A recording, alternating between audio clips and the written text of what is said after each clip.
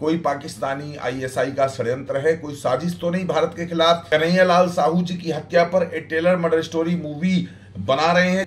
पाकिस्तान में हमें इसके लिए हो सकता है अपने राइटर को भेजना पड़े, ताकि गुलाम हैदर से भी हमें जो जानकारियां मिलेंगी सीमा हैदर के विषय में वह भी बहुत महत्वपूर्ण होंगी।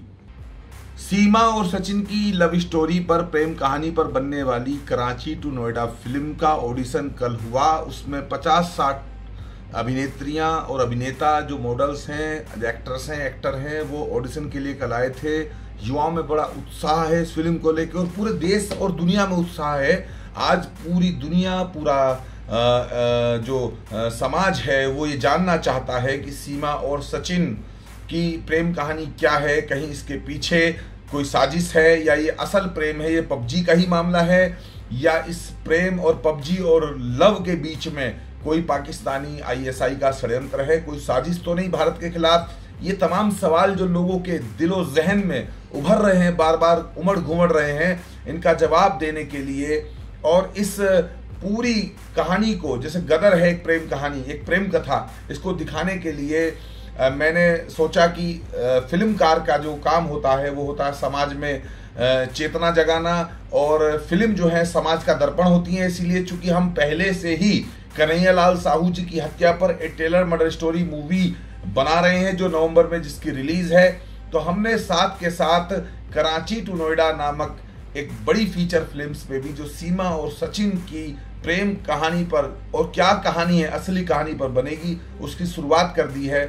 हमारा जो टीजर है वो बहुत जल्दी लॉन्च होगा और अगले सप्ताह हम लोग इस फिल्म का, कराची टू नोएडा का जो थीम सॉन्ग है, जो मेन गाना है, मुख्य गाना जो है, वो रिलीज कर रहे हैं 7 दिन के अंदर अंदर, जिसकी रिकॉर्डिंग स्टार्ट हो गई है, लिरिक्स जिसकी मैंने लिखी है, और वो जो है अगले 4 से 5 दिन में पूरे देश और दुनिया के सामने आ जाएगा, कराची टू नोएडा का पहला गाना। इसके लिए हमने कास्टिंग जब स्टार्ट की तो सीमा हैदर के कैरेक्टर को भी हम लोगों ने कास्ट करने की कोशिश की, और सचिन के कैरेक्टर को भी हम लोगों ने ऑडिशन के जरिए कास्ट करने की कोशिश की है। वो अभी चल रहा है, उसका 1-2 दिन में चयन हो जाएगा।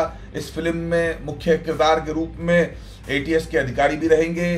पाकिस्तान में हमें इसके लिए हो सकता है अपने राइटर को भेजना पड़े, ताकि वो वहाँ की ज़मीनी हकीकत और वहाँ वस्तुस्थिति क्या है उसका पता लगा सके।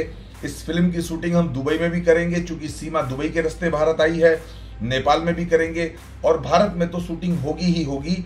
ये जो फिल्म है कराची टू नोएडा, इसको हम, ये जो फिल्म हमारी ए टेलर मर्डर स्टोरी है, नवंबर में रिलीज हो रही है। उसके 4 महीने बाद दिसंबर, जनवरी, फरवरी, नवंबर, दिसंबर, जनवरी, फरवरी, चौथे महीने हम इसको रिलीज कर देंगे। फरवरी में हमारा प्लान है कि हम कराची टू नोएडा फिल्म को बड़े पर्दे पे रिलीज कर दें। इसके अलावा जो बाकी फिल्म्स हैं उनके लिए बाद में काम चलेगा, लेकिन जो ए टेलर मर्डर स्टोरी है हमारी, मतलब फिल्म का जो सीक्वेंस है वो ये है कि नवंबर में हम रिलीज करेंगे कन्हैयालाल साहू जी की हत्या पे जो हमारी मूवी बनी है ए टेलर मर्डर स्टोरी।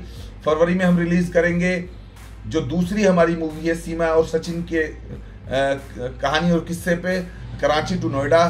तीसरी फिल्म मॉब लिंचिंग जो कि OTT प्लेटफॉर्म पे आने वाली है, उसको हम वेब सीरीज, उसको हम लॉन्च करेंगे अप्रैल 2024 में।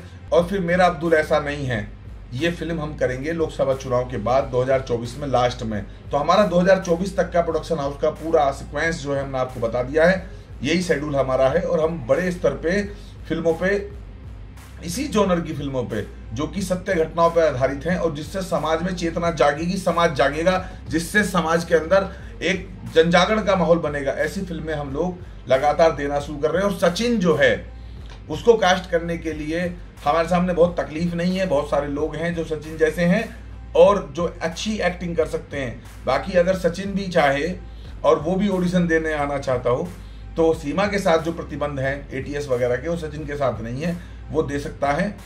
और गुलाम हैदर से भी हम इस फिल्म को लिखने से पहले, स्क्रिप्ट स्क्रीन प्ले लिखने से पहले बात करना चाहेंगे।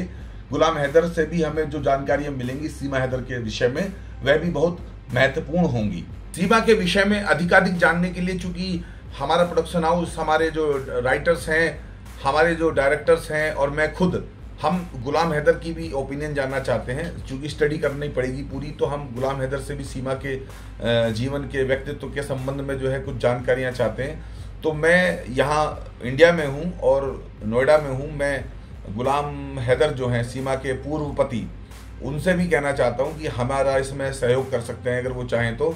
अगर वो चाहें भारत आना तो उनका स्वागत है, वो वीज़ा लेके जो है दिल्ली आ सकते हैं। हम उनसे सीमा के जीवन पर बात करने के लिए तैयार हैं, और अगर चाहें तो हम अपने राइटर्स को जो है वहाँ भी भेज सकते हैं, अगर वो होस्ट करने के लिए तैयार हैं। अगर वो चाहते हैं कि इस संबंध में उनसे बात की जाए, तो हम गुलाम हैदर साहब के पास जाके अपने राइटर्स को, स्क्रीन प्ले राइटर्स को वहाँ भेज के तो भी हम उनसे चर्चा कर सकते हैं। 1-2 दिन की हमारी चर्चा ज़रूर होनी है।